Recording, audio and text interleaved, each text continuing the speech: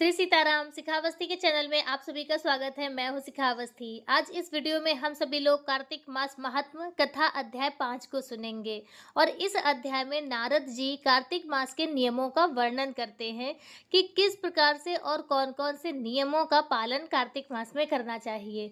तो चलिए कथा को प्रारंभ करते हैं। उससे पहले आप अपने गुरुदेव भगवान गणेश भगवान और नारायण भगवान का ध्यान करते हुए कार्तिक मास महात्म कथा अध्याय 5 को सुनते हैं। राजा पृथु ने कहा कि हे नारद मुनि, आपने कार्तिक मास में स्नान का फल कहा।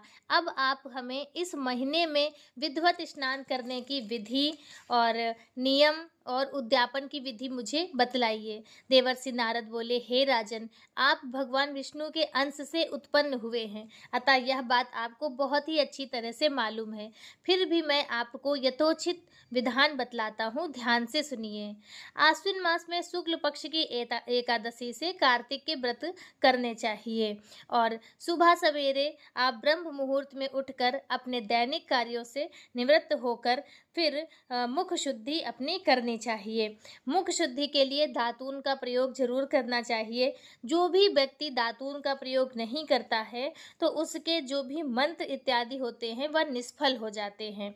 अतः दांत और जीभ को यत्न पूर्वक शुद्ध करना चाहिए और फिर निम्नलिखित मंत्र पढ़कर वृक्ष से दातून तोड़नी चाहिए। हे बृहस्पति, तुम हमें आयु, कीर्ति, तेज, प्रज्ञा, पशु संपत्ति, महाज्ञान, बुद्धि, विद्या आप हमें प्रदान करें। इस मंत्र को पढ़कर दूध वाले वृक्ष पर से 12 अंगुल की दातून तोड़कर करें। व्रत या श्राद्ध के दिन दातून नहीं करनी चाहिए। प्रतिपदा, अमावस्या, नवमी, छठी, रविवार को चंद्र तथा सूर्य ग्रहण में दातून नहीं करनी चाहिए। कटीले पेड़ों से, कपास से, पीपल, बरगद और निर्गंध इन पेड़ों की दातून हमें नहीं करनी चाहिए। पश्चात भली भांति स्नान करके फूल माला, चंदन और पान इत्यादि पूजा की सामग्री लेकर प्रसन्न मन व भक्ति पूर्वक भगवान शंकर के मंदिर में जाना चाहिए। वहां सभी देवी देवताओं का अर्घ्य, आचमनीय आदि वस्तुओं से अलग अलग पूजन करना चाहिए, प्रार्थना एवं प्रणाम करना चाहिए। फिर भक्तों के स्वर में स्वर मिलाकर श्री हरि का कीर्तन करना चाहिए।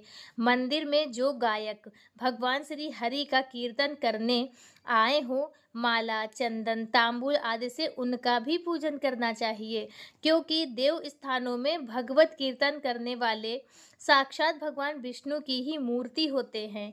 यह लोग सतयुग में विष्णु जी को अपनी तपस्या, योग और दान द्वारा भगवान को प्रसन्न करते हैं, मगर कलयुग में भगवत गुणगान ही भगवान श्री हरि को प्रसन्न करने का प्रधान साधन माना गया है। नारद जी ने कहा, हे राजा पृथु, मैंने एक बार भगवान से पूछा कि हे प्रभु, आप अधिकतम कहाँ रहते हैं। यह सुनकर भगवान ने कहा, हे नारद, मैं बैकुंठ अथवा योगियों के हृदय में नहीं वास करता, अपितु जहाँ मेरे भक्त मेरा कीर्तन करते हैं वहाँ मैं अवश्य रहता हूँ। जो मनुष्य चंदन, माला आदि से मेरे भक्तों का पूजन करते हैं उनसे मेरी ऐसी प्रीति होती है जैसे कि मेरे पूजन से भी मुझे प्राप्त नहीं होती।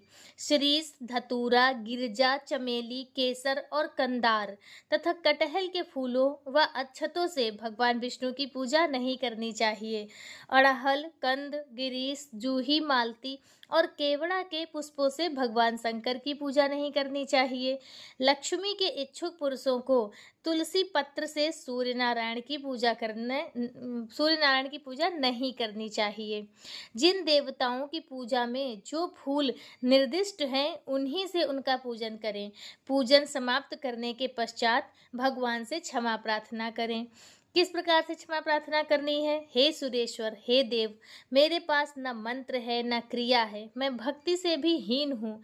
जो कुछ भी पूजा मैंने आपकी की है उसे आप पूरा करें। ऐसी प्रार्थना करने के बाद दंडवत प्रणाम व 2 क्षमा प्रार्थना करके भगवान का कीर्तन करना चाहिए, श्री हरि की कथा सुननी चाहिए और प्रसाद ग्रहण करना चाहिए। इस तरह बताई गई विधि के अनुसार जो मनुष्य कार्तिक व्रत का अनुष्ठान करते हैं वह संसार के सभी सुखों को भोगते हुए अंत में मुक्ति को पाते हैं। तो बोलो श्री हरि नारायण भगवान की जय।